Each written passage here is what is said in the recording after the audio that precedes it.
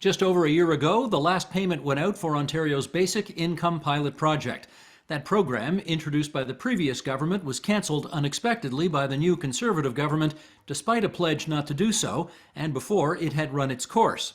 Now, because of the ongoing pandemic, the federal government has launched the CERB, the Canada Emergency Response Benefit.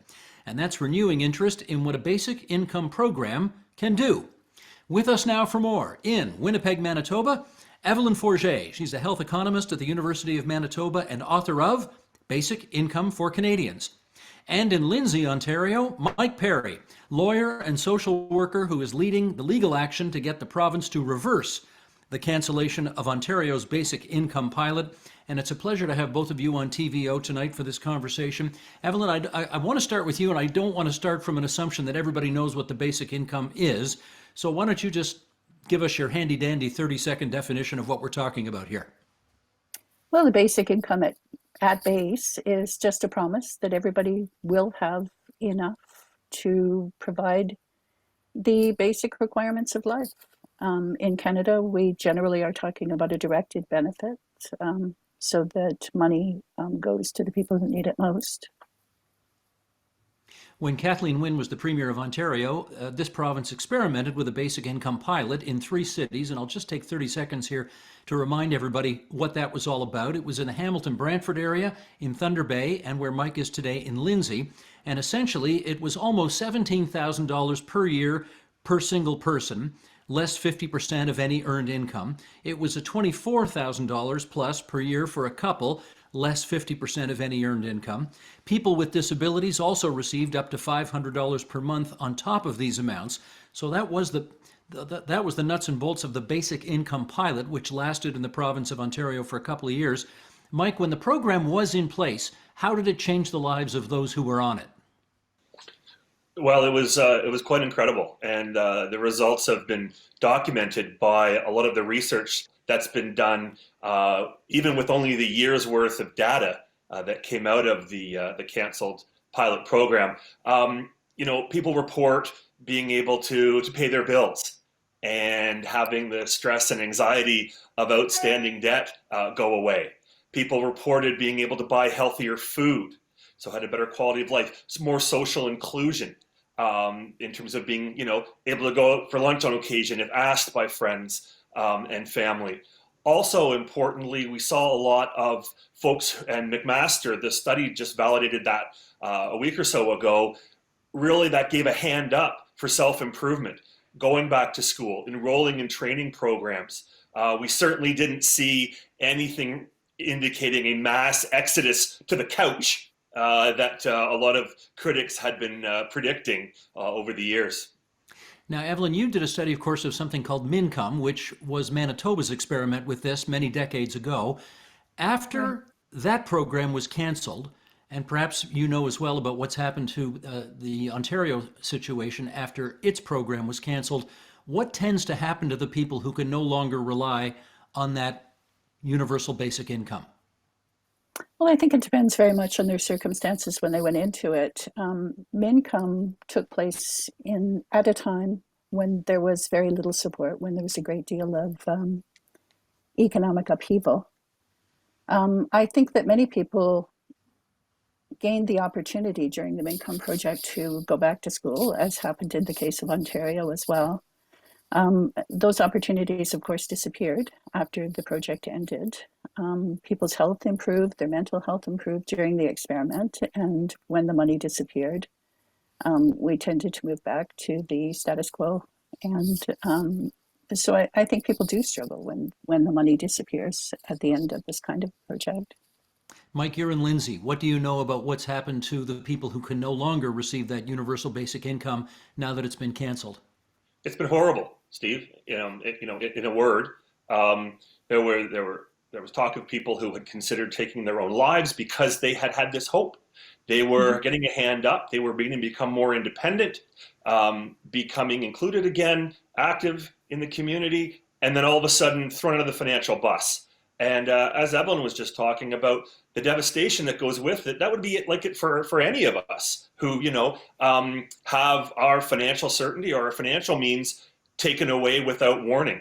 Food bank numbers went up last year after the cancellation here in Kawartha Lakes, and my understanding is in the other pilot sites as well.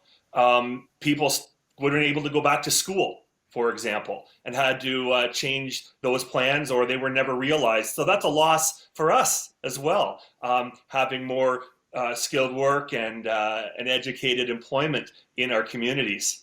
Now, let me do a follow-up with you, Mike, if I can, on that issue. Yeah, Namely, sure. you are representing a whole class of people. You've got a class action lawsuit going against the province of Ontario because of the cancellation of the basic income pilot.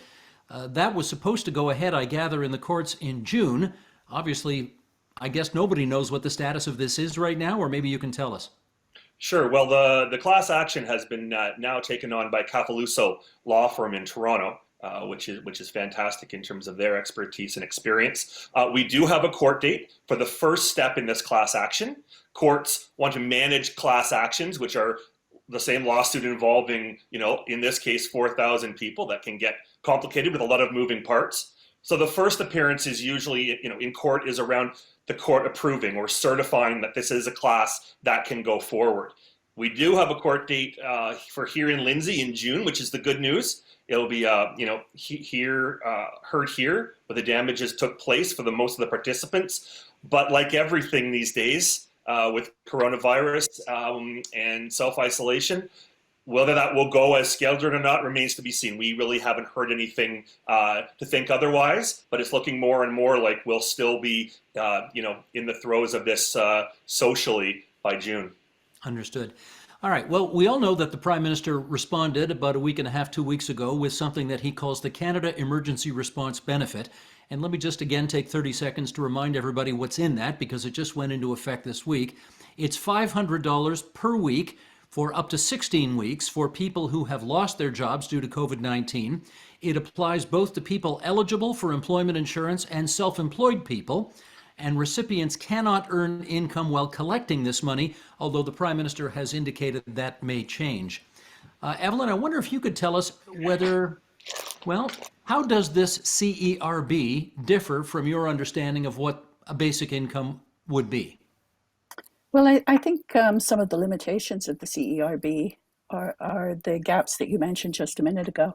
One of the benefits of a basic income is that there's always a return to work, so that if you're able to work part-time, your benefits reduce, but it's reduced less than proportionately. So you can actually improve your situation by working part-time. Another one of the limitations, of course, are the people who are left out of the CERB, the people who aren't able to enhance their living standards because they don't qualify for support. Which people would that be? I'm thinking specifically of students who had anticipated working this summer, but also people who in Ontario are on Ontario Works or ODSP who don't get the top-up.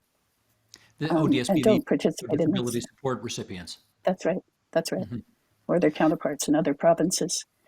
So what we have, I think, is a very good first step. I've been really quite impressed by how well this has been rolled out and how well the government's done introducing this particular benefit. And as you said, many of the limitations of the program are being addressed as we speak. So it's becoming a fuller program and will be a more useful program by the time it ends. But I'm interested to hear you describe it only as a first step. So in other words, in terms of being a basic income, the way you understand it, this is not it. Well, I think we're well on our way towards a basic income. I'll be interested in seeing how it's enhanced over the coming days and weeks. Mike, what's your view on it? I think that this is really, finally opened that gate to a basic income, like Evelyn is saying. It looks like a basic income to me, $2,000 a month. And as Evelyn mentioned, though, there are those, such as persons with disabilities, who once again aren't getting, an equitable piece of the pie here. We haven't heard the criticisms this time. Well, Mike, let's be fair here. We haven't heard the criticisms because we're in the middle of a massive pandemic here, That's right. And nobody's particularly worried about how much this is going to cost. But we do know that the deficit this year is going to rise from something like 30 billion a year to who knows what, 100 billion, 150 billion. And this was the reason given by the Ford government after it attained office in 2018. as to why they weren't going to go ahead with the basic income, that it was simply too expensive. So for those who think that the basic income is too expensive, are they not going to get a lot of ammunition right now to support their view? Well, I think it goes back to what you first said about necessity. And absolutely, as Evelyn said, I fully agree. This needs to be done. The free market isn't functioning to save everyone in this situation. We see how fragile it really is. And moving forward, then if we have this basic income in place, we've been able to universalize it a lot more. And yes, there's a need, but there's always been a need. The need is greater by more people across sectors this time. So really, the need's always been there, and it's good to see that this is being addressed within the framework of a basic income. And I was reading this morning, the finance minister of Spain has just committed publicly to implementing a basic income in Spain as soon as possible. Evelyn, admittedly, this is a bit of a hypothetical question, but I'd like you to tackle it anyway. If a basic income program had been in place before this pandemic hit, in other words, the government didn't have to sort of do a lot of tap dancing right now to figure out new programs to address this crisis, how do you imagine that the past 3 weeks and then again going forward might have been different? Well, I imagine that there are a number of civil servants who would have gotten a lot more sleep over the last 3 weeks. Had we had the framework in place, a lot of what we're trying to invent right now and to introduce and to implement, we would already have the structure in place, the infrastructure in place, to ensure that people could receive the benefits that they needed to receive. Now, having said that, people are going to receive more under this Canada Emergency Response Benefit than they otherwise would have under the former Ontario Basic Income Pilot. Is that right?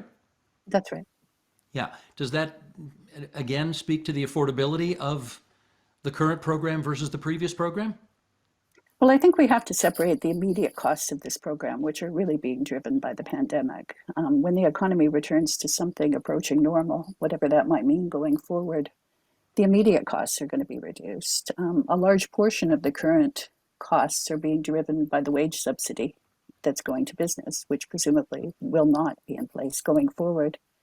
What we may be left with, if we manage to keep it in place, is some version of the Canada Emergency Response Benefit, which is the sort of core basic income.